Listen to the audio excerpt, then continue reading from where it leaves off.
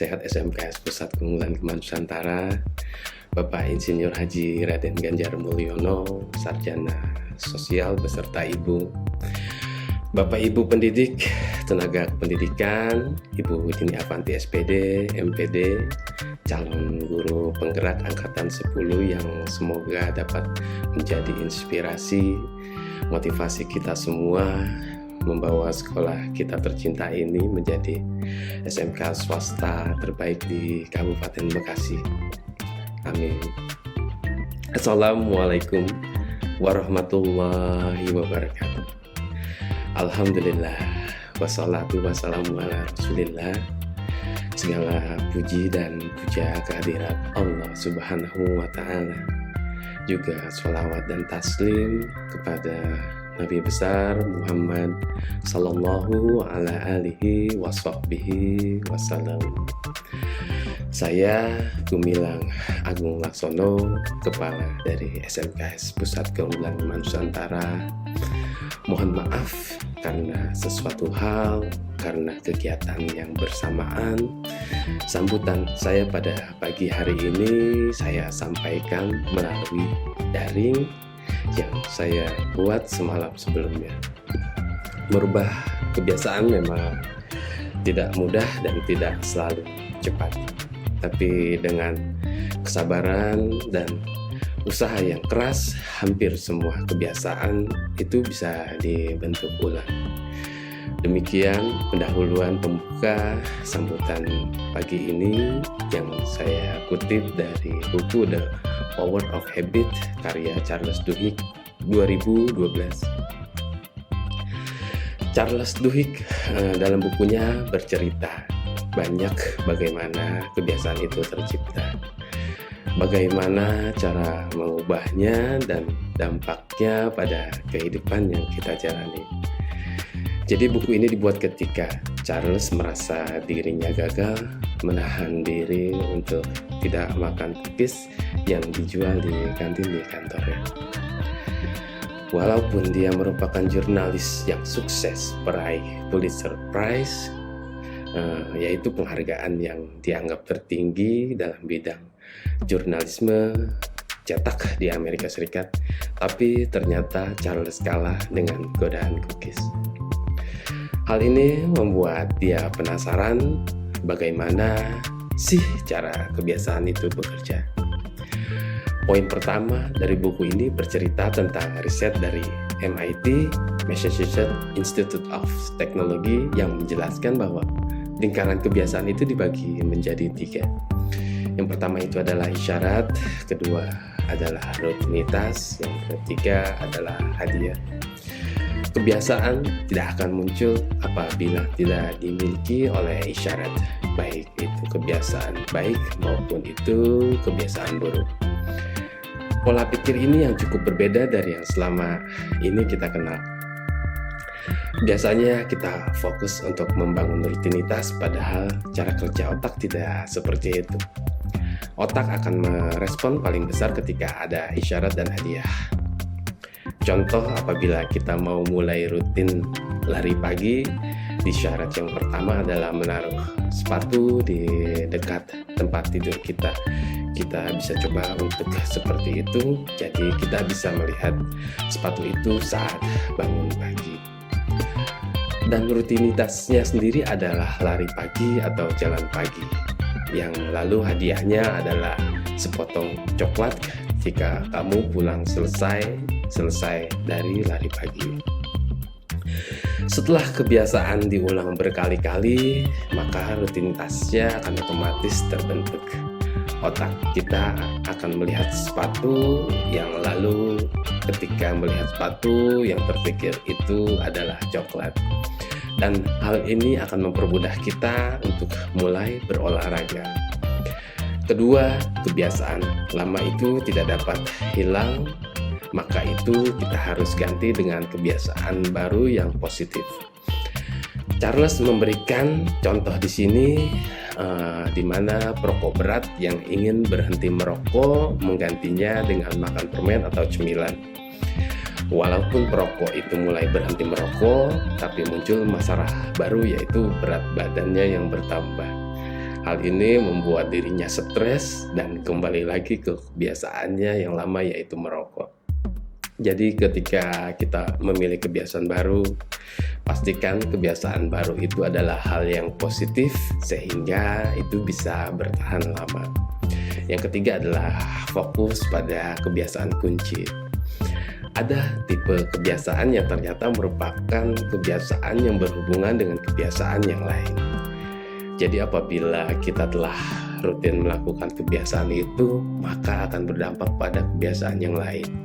Sebagai contoh, orang yang memiliki kebiasaan berolahraga cenderung memiliki kebiasaan untuk makan makanan yang lebih sehat, memiliki tingkat stres yang lebih rendah, dan lebih produktif dalam bekerja.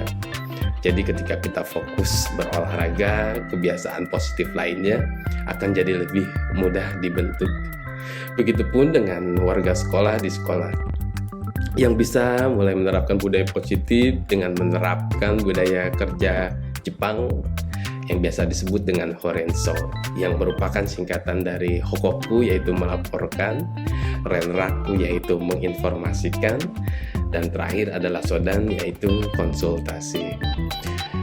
Demikian dengan mengucap Bismillahirrahmanirrahim, kegiatan diseminasi atau aksi nyata Ibu Dini Avanti, SPD NPD, calon guru penggerak Angkatan 10 dan SMKS Pusat Keunggulan Gemah Nusantara Kabupaten Bekasi, Jumat 7 Juni 2024 ini saya buka. Terima kasih. Wassalamualaikum warahmatullahi wabarakatuh.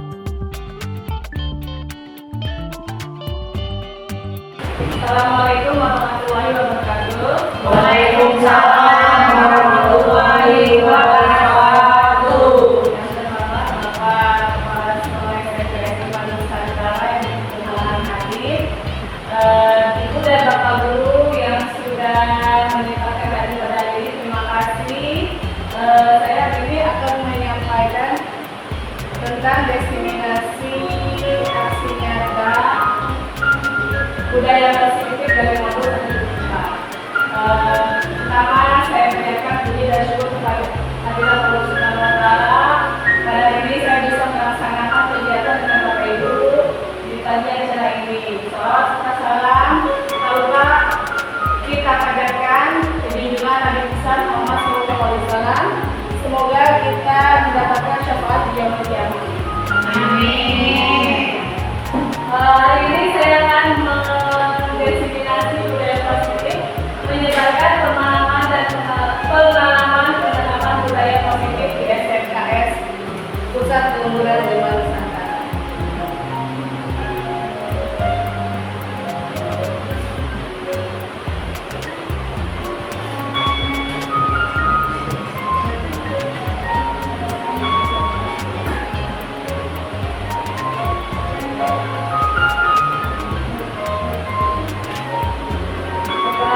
Ini adalah fasilitator saya di Guru Bergerak, dan ini adalah Pak Wira sebagai pengajar praktik di TMP Angkatan 10. Terima kasih sudah berkolaborasi dan mendukung untuk mewujudkan budaya positif yang ada di sekolah kita SMKS Gemah Nusantara. Aksi nyata ini saya selenggarakan pada hari Jumat tanggal 7 Juni 2024 di kelas 10 yang dihadiri oleh Bapak dan Ibu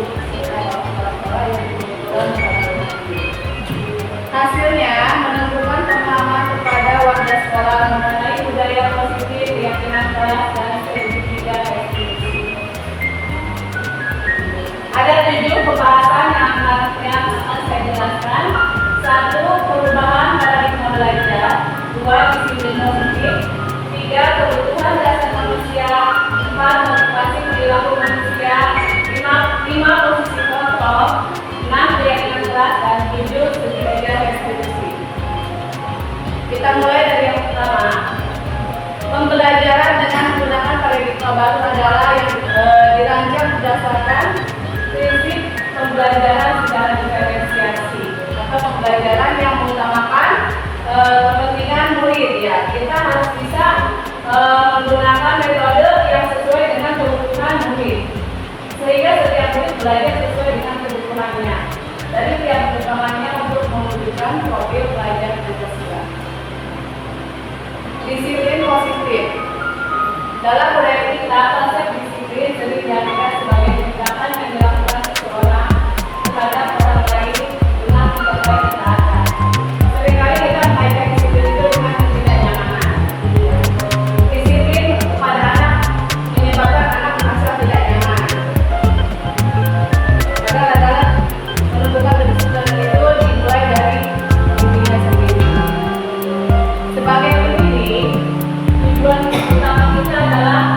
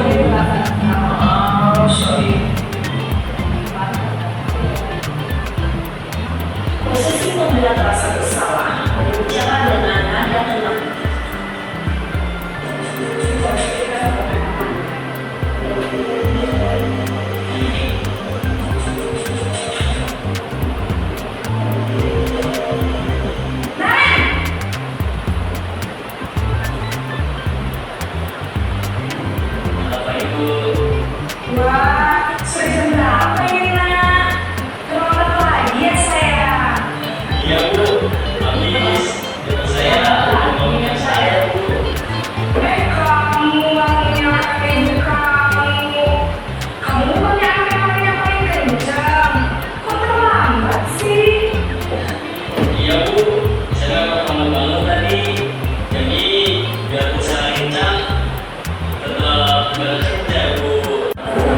memberi suatu kebutuhan tertentu, guru akan bergeser dari pemikiran stimulus respon menjadi proaktif, sehingga dengan mengenali dan mengakui kebutuhan murid akan memperbaiki hubungan dengan murid. Tahap terakhir adalah menanyakan keyakinan. Pada tahap ini, murid akan memberi pertanyaan-pertanyaan bermakna untuk memunculkan motivasi secara implisit sehingga mampu menaikkan keyakinannya dengan tindakan yang salah. Kasus pertama, Wina tidak terima pekerjaannya selalu dicontek oleh temannya. Ia marah dan tidak bisa menahan emosinya. Berikut adalah skenario penyelesaian masalah menggunakan segitiga restitusi. Wina tadi juga dapat dari kelas katanya kamu harus berkarya dari Wina. Tidak perlu harus kesal sih, tidak masalah. Bukan harus mencapai hasil pekerjaan saya, bukan hanya apa yang sudah santai. Oh gitu, ya wajarlah kalau kamu marah dan kesal. Jika ibu ada di posisi kamu, ibu juga pasti akan berbuat hal yang sama. Lalu, apa yang kamu lakukan terhadap Dika? Saya marah, saya mengikuti Dika dan merasa saya mengubah kerjanya. Oh begitu, pasti kamu berbuat seperti itu ada alasannya ya? Iya, kalau bisa saya dan saya harus bersama yang berjalan soal. Tapi Dika mencontek, tidak mau berusaha sendiri. Ya, wajarlah kalau kamu merasa marah karena tidak ada pekerjaanmu dicoba begitu saja oleh Dika. Ibu sangat menghargai tindakan kamu yang tidak berbuat daripada itu misalnya memukul. Sekarang coba kita pikirkan tindakan kamu marah sampai menggunakan meja apakah sesuai dengan keyakinan kelas kita? Menurut kamu, keyakinan kelas apa yang sudah dilanggar? Saling berbagi adalah teman. Ya, betul. Menurut kamu, saling berbagi adalah teman itu penting tidak untuk kamu? Baik, kalau menurut kamu itu penting, jadi keyakinan apa yang harus kamu lakukan pada saat yang sedang lewat? Harus lebih sabar. Kamu bersedia memperbaiki masalah ini? Bersedia. Apa yang akan kamu lakukan untuk memperbaiki masalah ini? Saya sudah lebih sabar dan dengan anak saya. Kalau ada yang mencontek, saya akan melakukan kepada anak murid untuk pelajaran atau menjelaskan. Ya, tepat sekali dengan Wina. Makasih banyak ya. Sekarang silakan kembali kelas. Terima kasih. Ya, sama-sama. Assalamualaikum warahmatullahi wabarakatuh. Nama saya Wina dari kelas 8A. Saya senang sekali diajak diskusi dengan ibu guru untuk dapat mengambil ini dari amarah atau dari lapor penulis kelas saya. Saya harus banyak belajar bersabar dan dapat memenuhi teman-teman. Kasus kedua, Ajis sering dapat keluarga sehingga banyak pelajaran yang tertinggal. Berikut adalah skenario penyelesaian masalah menggunakan segitiga restitusi. Ajis tadi mendengar laporan dari pendidikan katanya masih dalam pelanggan ya? Ya Bu, menurut tindakan kamu sudah berapa kali kamu melanggar? Sudah 5 kali. Sering terlambat itu cuma kesalahan bukan? Ya Bu, baik Ajis, berbuat kesalahan itu manusiawi. Setiap orang pasti berbuat kesalahan.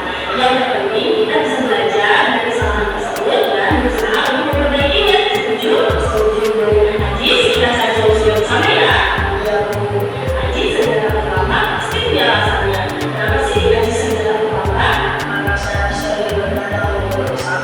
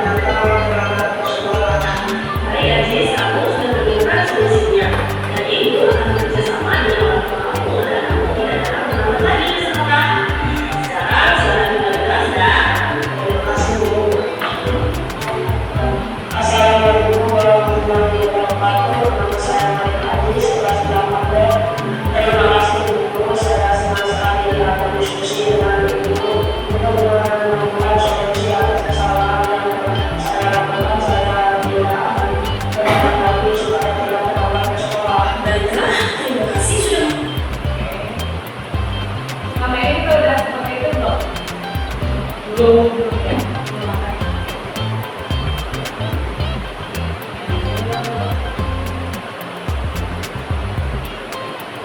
Pertama, kita menstabilkan identitas dengan cara menanyakan setiap orang pasti pernah melakukan kesalahan. Kamu bukan salah satu orang yang pernah melakukan kesalahan tersebut. Kita tanya dulu nih, apa validasi, lalu divalidasi tindakan yang salah. Adakah cara yang lebih efektif untuk mendapatkan apa yang kamu butuhkan? Kamu tentu punya alasan mengapa kamu melakukan hal tersebut. Itu adalah validasi tindakan yang salah. Jadi kita tidak ini satu budayanya. Menanyakan keyakinan, kamu ingin menjadi orang yang seperti apa? Keyakinan kelas apa yang pernah kita sepakati? Keyakinan kelas yang akan kita buat di kelas. Jika dia melanggar, berarti kita harus menanyakan keyakinan. Jadi ini adalah cara penyelesaian masalah yang ada pada murid ya, ketika mereka mempunyai masalah.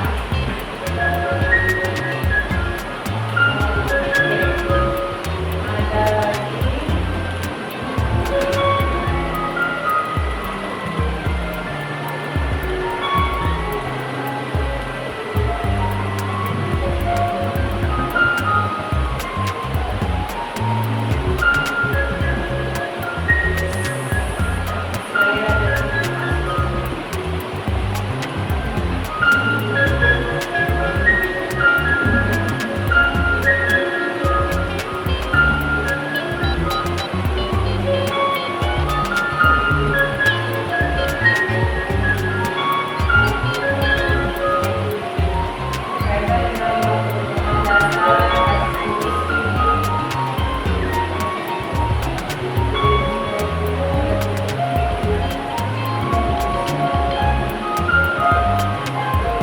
Ada sebuah kasus, mungkin ibu bapak bisa mengarahkan.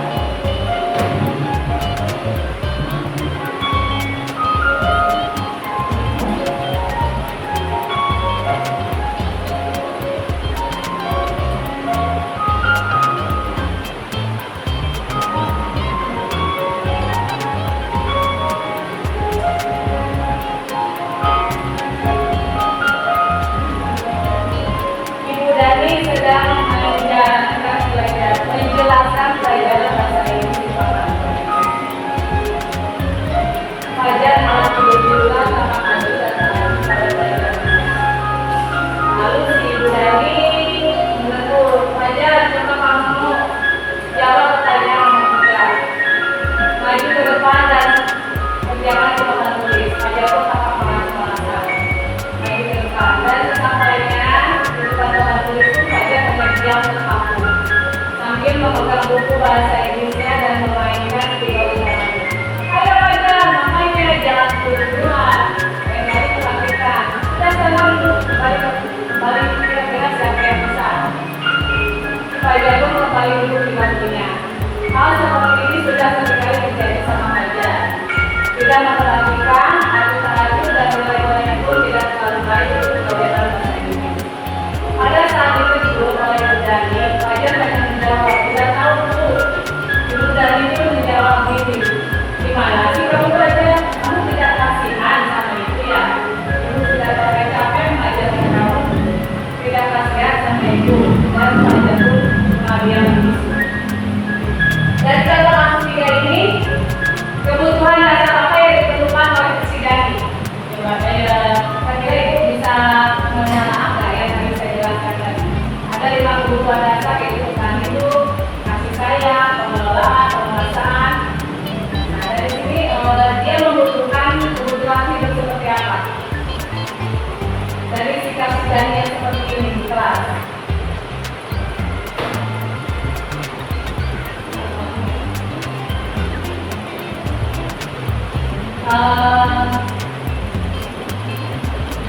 Kebutuhan dasar manusia yang dibutuhkan seorang Dani sebagai siswa yang malas bahasa itu dan dia sedang membutuhkan kasih sayang. Ya. Jadi dia pengen diperhatikan.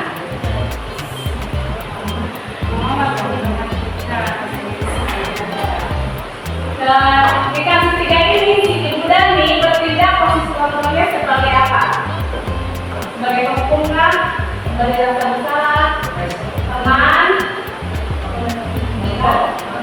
pemantau, memberi rasa bersalah. Dengan kata-katanya ini ya, sudah sekecapnya, ya, ibu sudah saya capek, kamu cuma diam saja. Ada posisi penghukum nggak?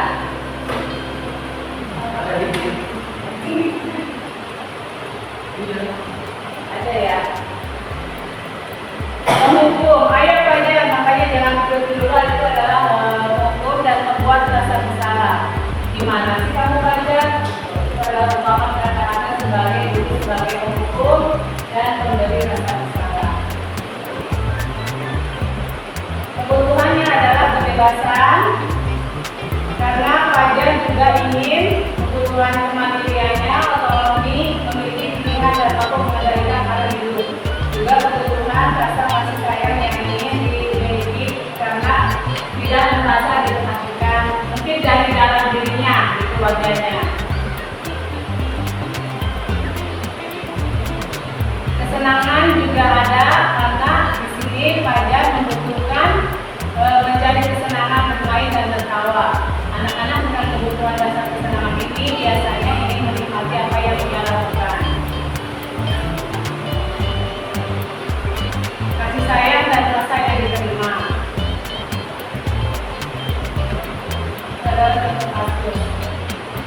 Bila mana ibu dari mengambil posisi sebagai pemantau, apa yang akan dilakukan atau dikatakan adanya? Sebagai pemantau itu berarti dia memonitor kegiatan yang dilakukan oleh si Fajar tersebut. Tapi kata-katanya menggunakan konsekuensi ya. Kalau pemantau itu dia menggunakan apa yang ada di keyakinan kelasnya. Fajar, tahukah kamu konsekuensinya bagi yang tidak memperhatikan pembelajaran di kelas? Fajar, tahukah kamu keyakinan apa yang sudah ada di kelas yang sudah kamu tidak sepakati? Apabila Anda adalah kepala sekolah di sekolah Fajar dan mengetahui hal ini, bagaimana tindak lanjut Anda? Melakukan pendekatan secara personal. Di sini adalah tugasnya sebelum kepala sekolah.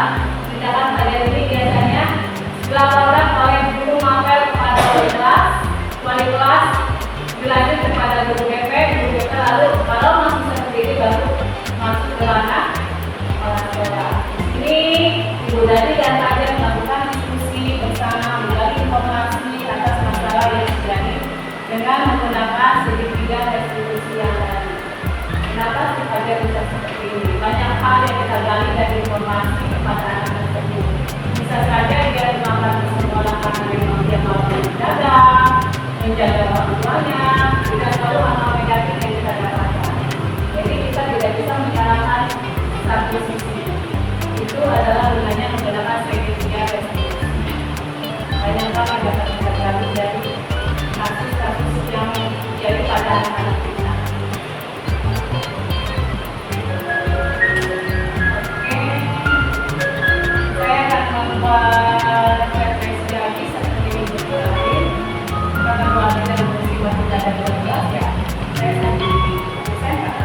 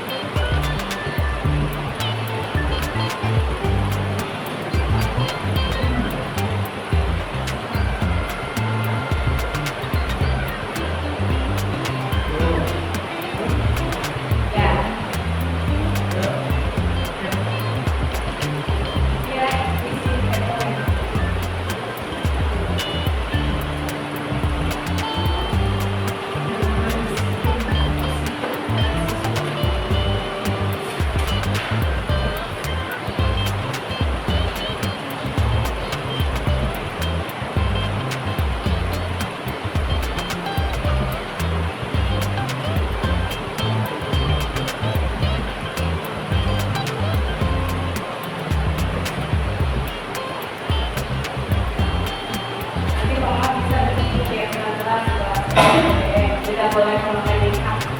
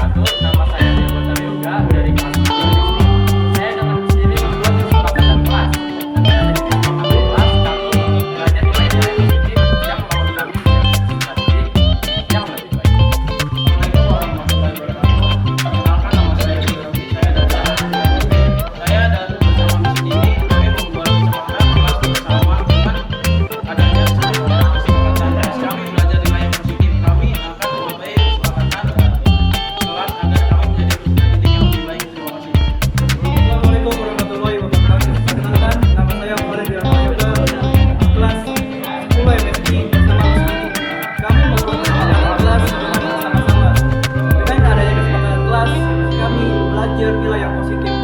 Kami akan mematuhi kesepakatan kelas agar kami menjadi peserta didik yang lebih baik. Terima kasih.